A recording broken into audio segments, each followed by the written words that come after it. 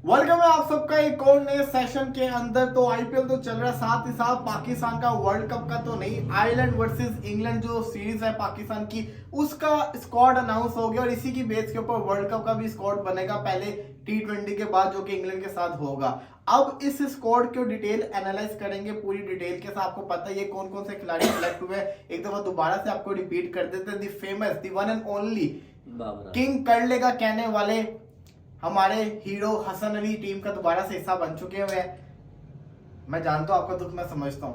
हसन अली की टीम में वापसी हुई। इसके अलावा मुझे और किसी का नाम लेने की जरूरत ही नहीं है, क्योंकि भाई साफ सी बात है, एक बंदा जिसने 2022 के अंदर लास्ट टाइम T20 मैच खेला हो, जो बेचारे पिछले एक साल से जमान खान हो गए, मेहनत कर रहे हैं, मुशक्कत कर रहे हैं, उनको जगह नहीं मिल रही और हसन अली को वापस टीम में लाया जा रहा है। किस बेस के ऊपर?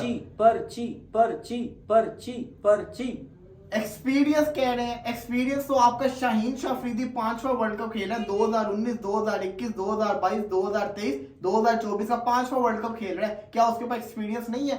आप किस वजह से कह रहे हैं कि हसन अली के पास एक्सपीरियंस है इसलिए उसको लेकर आ रहे हैं? मोहम्मद आमिर कुछ कहना चाहूंगा जी, बोले। मेरा ना एक इतना सा चैनल है और मैं बड़े चैनल पे माशाल्लाह बैठ के यहीं से मेरी पहचान बनी है। हसन अली अगर मुझे 5 ओवर, 1 ओवर नहीं 5 ओवर में आउट कर ले 11 फील्डर लेके, मैं चैनल पे लाइव कमेंट्री करना छोड़ दूंगा। मैं आपको सारी उम्र नजर ही नहीं आऊंगा। हसन अली को मेरा ये चैलेंज है कि वो मुझे 5 ओवर 30 गेंदों में भी अगर आउट कर ले ना, LBW भी और 11 फील्डर भी लेके अगर आउट कर ले, इतना बड़ा बॉलर मैं उसको मानता हूँ। अच्छा, मैंने चैलेंज कर दिया है, मतलब ये हमारी पहुंच ही जाएगी बात। चलिए लेट्स सी, देखते हैं क्या होगा, क्या वो रिजवान भाई रिकॉर्ड कर पाएंगे। लेकिन फिर भी देखिए, बनता नहीं था आपके पास। मतलब कहने का कि वो है ही नहीं वर्ल्ड क्लास बॉलर। रिजवान भाई समझ से बाहर है कि PSL की बेस पे सिलेक्शन की है या वैसे सिलेक्शन किया। अगर वैसे PSL की है भाई, PSL की बेस पे की है, उसामा मीर जो हाईएस्ट विकेट टेकर था उसको बाहर कर दिया। मोहम्मद अली जो परफॉर्मेंस करके दिखा रहा था बॉलर, उसका हक बनता था, उसका हक बनता था, आपने उसको चांस नहीं दिया। रुक के जो बॉल करता फिर था। जमान खान जो कि 2024 या दो पिछले 12 महीने के अंदर हाईएस्ट विकेट टेकर है T20 के अंदर, बहुत अच्छी उस बेचारे को सिलेक्ट नहीं किया। ये ज्यादती की है आपने, ये नहीं बनता था। देखिए हसन अली को जिसको कहते हैं ना, जगह बनती नहीं थी। बाकी आपका स्कोर सही है, मान लिया सही है, लेकिन हसन अली की जगह नहीं बनती थी। और मुझे लगता है जितना क्रिटिसिज्म हो गया, ये अभी जो कहते हैं ना सीरीज शुरू होगी आयरलैंड और इंग्लैंड वाली, इसके बाद ये पहले तो 22 को मैच है ना इंग्लैंड के साथ, उससे पहले आयरलैंड के साथ मैच है। अच्छा, आयरलैंड। तो जब जिसको कहते हैं ना ये सीरीज शुरू होगी, उसके बाद जब वर्ल्ड कप का स्क्वाड अनाउंस होगा, तो हसन अली पहले बंदे होंगे जो निकल जाएंगे, क्योंकि 19 में से जो 18 लड़के में से सिर्फ और सिर्फ आपके जिसको कहते हैं ना 15 सिलेक्ट होने हैं और 3 रिजर्व आएंगे। और मुझे नहीं लगता कि ये इनमें से कोई 3 रिजर्व आएंगे, मुझे लगता है कि वो दूसरे आएंगे। दूसरा, अल्लाह करे दूसरे ही आए। अच्छा, दूसरी जो सिलेक्शन थी वो थी आपका जिसको कहते हैं जी सलमान अली आगा। इस नो डाउट उसने PSL में परफॉर्मेंस करके दिखाई, लेकिन यार वो हसन अली से बेहतर है मेरे ख्याल में ना। लेकिन बात ये आती है रिजवान भाई, आप 11 आप अपनी प्लेइंग 11 बनाए, आप 11 के अलावा आप 14 खिलाड़ियों की प्लेइंग 11 बनाए। क्या आपकी प्लेइंग 11 के अंदर सलमान अली आगा की जगह बनती नजर आ रही है आपको? एक बंदा आपके पास बाबर आजम, रिजवान एंकर रोल वाले खिलाड़ी मौजूद हैं, तो फिर कैसे कोई इस पोजीशन की कैसे, बात है अच्छा, ना? आप देखिए ना, पोजीशन की है। साइम अयूब ओपनर, बाबर आजम ओपनर, आपने रिजवान को 1 डाउन पे भेज दिया, ठीक हो गया। फकर जमान नंबर 4 पे आ गया। इसी के साथ साथ फकर जमान के बाद आपका इफ्तिकार अहमद 5 पे, चले 5 पे उस्मान खान कर ले आप, या चले इफ्तिकार अहमद कर ले 5 पे। नंबर 6 के ऊपर आपका आजम खान आ गया। नंबर 7 पे इमाद वसीम, नंबर 8 पे शादाब खान, नंबर 9 पे आमिर, नंबर 10 पे शाहीन, नंबर 11 पे नसीम शाह। अब आगे अगर मैं बारहवें पे जाऊं तो वो हारिस रऊफ ऑप्शन बनता है, या जिसको कहते हैं ना आपका अबरार अहमद ऑप्शन बनता है। बिल्कुल सही। आप कैसे सलमान अली आगा को एडजस्ट करेंगे? सलमान अली आगा प्लेयर है टॉप 4 का, टॉप 4 के अंदर आपके पास ऑलरेडी ज्यादा प्लेयर मौजूद है, बाबर रिजवान मौजूद है। आप क्या फकर साइम को बिठाएंगे उसकी जगह? और उस बंदे ने T20 में डेब्यू नहीं किया अभी तक, और उसको वर्ल्ड कप के लिए लेके जा रहे हैं। यहाँ बंदा पूछे मोहम्मद हारिस, मैं 2022 के बाद से जितने भी दुनिया में खिलाड़ी हैं, 1000 रन करने में जो फास्टेस्ट स्ट्राइक रेट का आता है ना रिकॉर्ड, जी। वो पाकिस्तान की तरफ से नंबर 1 पे आता है मोहम्मद हारिस, 149.95 का strike oh rate. My God, और फिर भी वो हमें नजर ही नहीं आ रहा, नजर नहीं आ रहा। दूर-दूर तक T20 नहीं नजर जिसने आ रहा। आपके 2022 के अंदर आपकी टीम के अंदर जान भरी, ओहो। साउथ अफ्रीका को उसने धोती का नाच नचाया, एनरिक नोकिया कगिसो रबादा उसने पेल पेल के बुरा हाल कर दिया।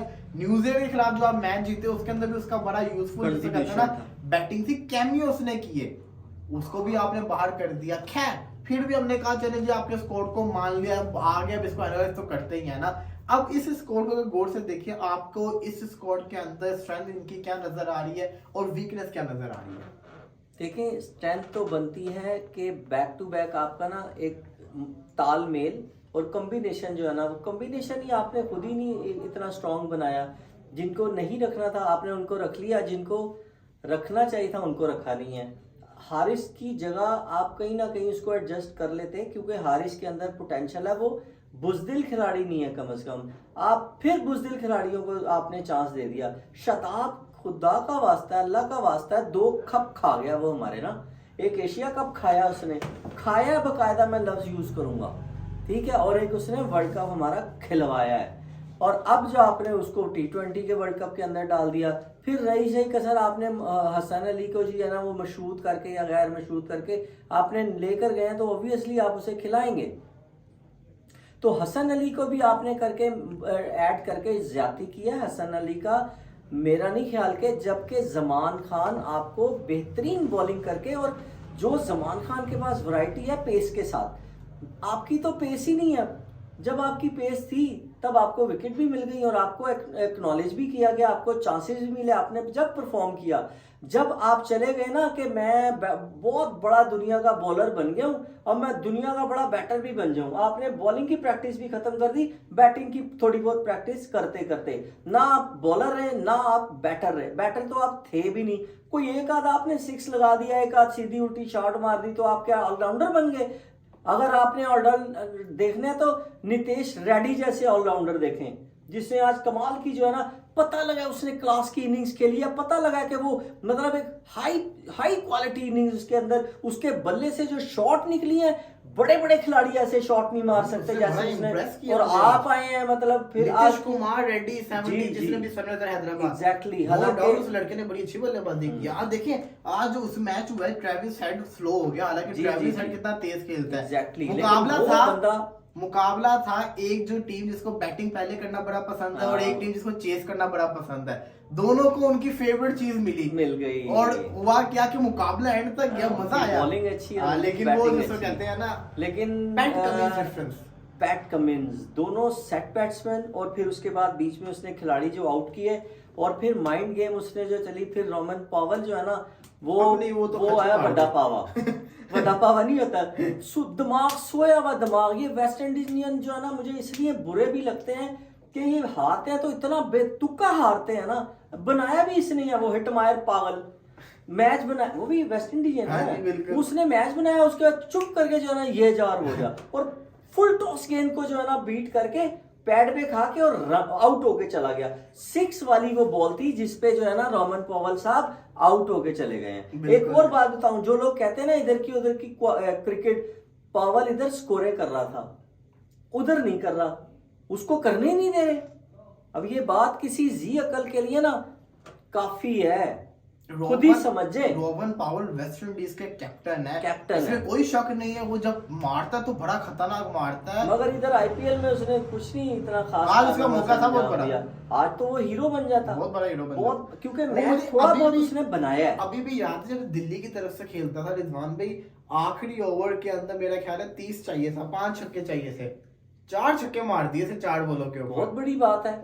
और अच्छा उस मैच के अंदर हुआ क्या था कि ना ऋषभ पंत की लड़ाई हो गई थी सामने वाली टीम और अंपायर से, बड़ा गुस्सा चढ़ के अपने प्लेयर्स को वापस बुला रहे हैं, आ जाओ वापस, अच्छा हम नहीं खेलेंगे। अच्छा गुस्से के अंदर रोमन पावल मार रहा था और ऐसा मार रहा था, वो मैच ऐसा लग रहा था कि ये जीत जाते बहुत बड़ा मैच हो जाना था। वो रिंकू सिंह वाला जिसको कहते हैं ना किस्सा हो जाना था। अलबत्ता अब रिंकू की बात करती, रोहित शर्मा ने प्रेस कॉन्फ्रेंस भी की, रोहित शर्मा की प्रेस कॉन्फ्रेंस में वो जो अजीत अग्रकार जो इनके सिलेक्टर जी बॉलर था, पहले उन्होंने select करा। एक्सप्लेन किया कि देखिए जी हमारे लिए बहुत ज्यादा टफ डिसीजन था, इससे आप अंदाजा लगा लें कि उसको रिजर्व में रखा है, इसका मतलब यही है ना कि कितनी कहीं ना कहीं, हाँ। क्लोज कॉल थी। Exactly। और सबसे बड़ी चीज थी कि हमें चाहिए था कॉम्बिनेशन। हम ये नहीं देख रहे थे कि ये नामों की तरफ नहीं जा रहे थे, हम कॉम्बिनेशन की तरफ जा रहे थे। हमारी टीम में कॉम्बिनेशन कौन सा सूट करेगा। शिवम दुबे को सिलेक्ट करने का मकसद ये था, लोगों ने कहा कि राहुल को क्यों नहीं सिलेक्ट किया, केएल राहुल को क्यों नहीं सिलेक्ट किया। उन्होंने कहा कि देखिए केएल राहुल ना आईपीएल के अंदर एज अ ओपनर खेल रहे हैं, हमें ओपनर की जरूरत ही नहीं थी, हम ढूंढ रहे थे बीच का चौथा पांचवा छठे का बल्लेबाज। मेरे पास इसका जवाब हाँ। है, पहले आप अपना। तो वो चौथे पांचवे छठे के अंदर जो हमें सूटेबल लगा हमने उसको पिक कर लिया। अगर केएल राहुल वहां पे खेलते तब उस पर गौर करते, अदरवाइज तो हमारे वो सोच में भी नहीं थे जब वो ओपनिंग कर रहे थे। अब आप बताएं। देखिए जो टैली जो आपस में क्रॉस जिसे कहते हैं ना, वो हो रहा है, कंट्राडिक्शन कह लें या जो तजाद कह लें, वो बंदा था रिंकू सिंह का अक्षर पटेल के साथ बिल्कुल ठीक है? ऑलराउंडर। आपने 4 स्पिनर जो खिला लिए हाँ। हैं, तो वो स्पिनर है, वो भाई कौन बेवकूफ ये मानता है कि वो इससे अच्छा बैटर है। हाँ। नो डाउट ठीक है, उसने 1-2 मैचेस के अंदर अच्छी परफॉर्मेंस दी है, ये आपका मैच विनर प्लेयर है, मैच विनर, और वो इतना बड़ा भी बॉलर नहीं है कि आप उसको प्रेफरेंस दे रिंकू सिंह पे। तो मेरे ख्याल में यहाँ पे आपसे गलती की है। और रोहित शर्मा से सवाल भी पूछा गया, रोहित शर्मा से पूछा व्हाई 4 स्पिनर, 4 स्पिनर की क्या जरूरत पहले नहीं बात की थी। रोहित शर्मा ने कहा इसका जवाब मैं वेस्ट इंडीज के अंदर जाके पहली मैच प्रेस कॉन्फ्रेंस के अंदर जाके आपको बताऊंगा 4 स्पिनर क्यों। हालांकि ब्लंडर ही है ना, जडेजा और अक्षर पटेल में फर्क क्या है, कौन सा टेस्ट में दोनों लेफ्ट आर्म बॉलर है, दोनों लेफ्टी, बिल्कुल उनमें फर्क क्या है। कुलदीप और चाहल में बॉल फर्क एक ये ही है। जाती, बिल्कुल हाँ। सही पॉइंट, बॉल तो एक ही है, भले एक राइट है, मतलब कुलदीप है चाइना मैन और चाहल है लेग स्पिनर, ये डिफरेंस समझ आता है। अक्षर और जडेजा में तो कोई डिफरेंस ही नहीं है।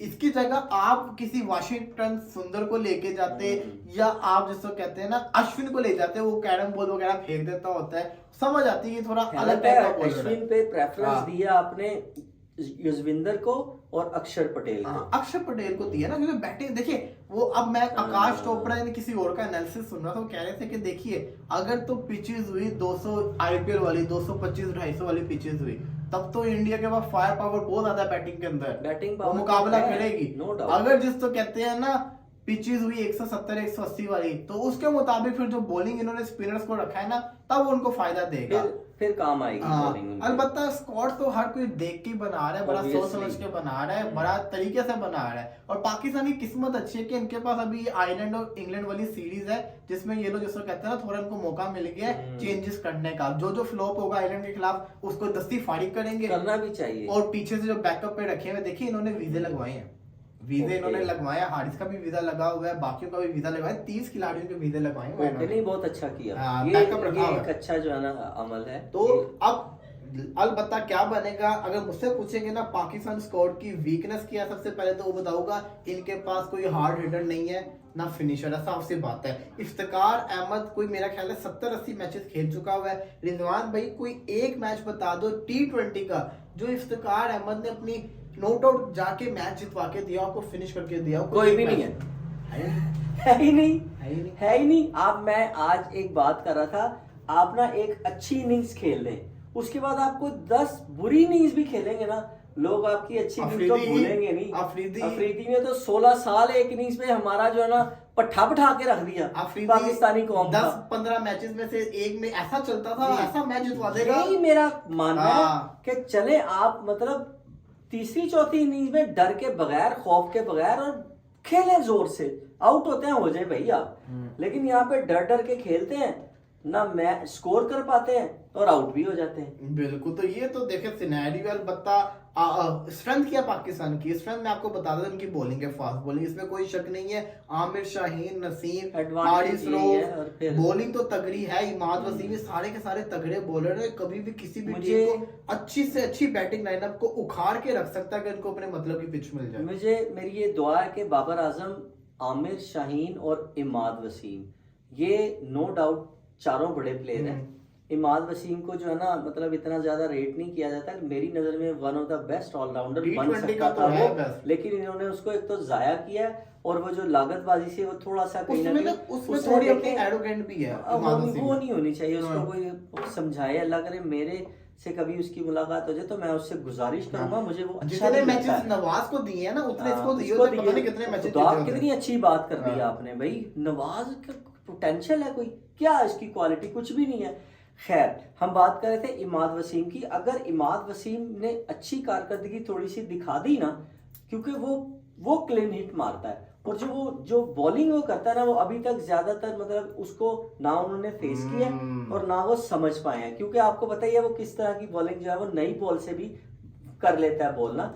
तो वो एक ऐसा मतलब खिलाड़ी है जो कि कुछ ना कुछ इम्पैक्ट डाल सकता है। बिल्कुल, मेरा ये ख्याल है। डालना भी चाहिए, डालना भी चाहिए, डालना भी बिल्कुल। अब चाहिए। पाकिस्तान का स्क्वाड आ चुका हुआ है, अब इसके ऊपर बातें चलती रहेंगे, एनालिसिस करते रहेंगे। अब आगे आयरलैंड के साथ सीरीज है, उसके बाद फिर इंग्लैंड के साथ सीरीज है, फिर वर्ल्ड कप शुरू होगा, आईपीएल के भी एंड वाला स्टेज आ चुकी हुई है, बड़े इंटरेस्टिंग मैचेस शुरू हो चुके हुए हैं, और अब से जो शादी ब्रेक था वो भी पूरा हो चुका हुआ है। इंशाल्लाह पूरी की पूरी टाइम के साथ, जैसे कहते हैं ना, दोबारा से जिस तरह से आईपीएल शुरू किया था उसी तरीके से वापस रूटीन के ऊपर आएंगे। एक एक चीज की अपडेट वर्ल्ड कप तक चलेगी, वर्ल्ड कप तक इसको कहते हैं ना पूरे कहानी चलती रहेगी। तो वर्ल्ड कप की डेट क्या है? वर्ल्ड कप 1 जून से शुरू हो रहा है, 1 जून से शुरू हो रहा है वर्ल्ड कप। देखिए जी, आईपीएल खत्म होगा 26 को, मेरा ख्याल है 27 को, 1 जून से वो शुरू हो रहा है। और आईपीएल को झटका ये लग गया हुआ है कि वापस जा रहे हैं, के प्लेयर्स वापस जा रहे हैं, क्योंकि इंजरी का खतरा है ना। अब देखिए, इंग्लैंड ने तो पाकिस्तानी सीरीज के माने अपने प्लेयर्स को बुला लिया, हालांकि वो खिलाएंगे नहीं, वो अपने कम खिलाड़ियों को खिलाएंगे, टेस्टिंग करेंगे, सबको चेक करेंगे। श्रीलंका और बांग्लादेश का भी मेरा हाँ, वो भी जा रहे हैं। इसी के साथ साथ साउथ अफ्रीका वालों ने तो पहले ही बोला था कि हम कभी भी अपने प्लेयर्स को वर्ल्ड कप से पहले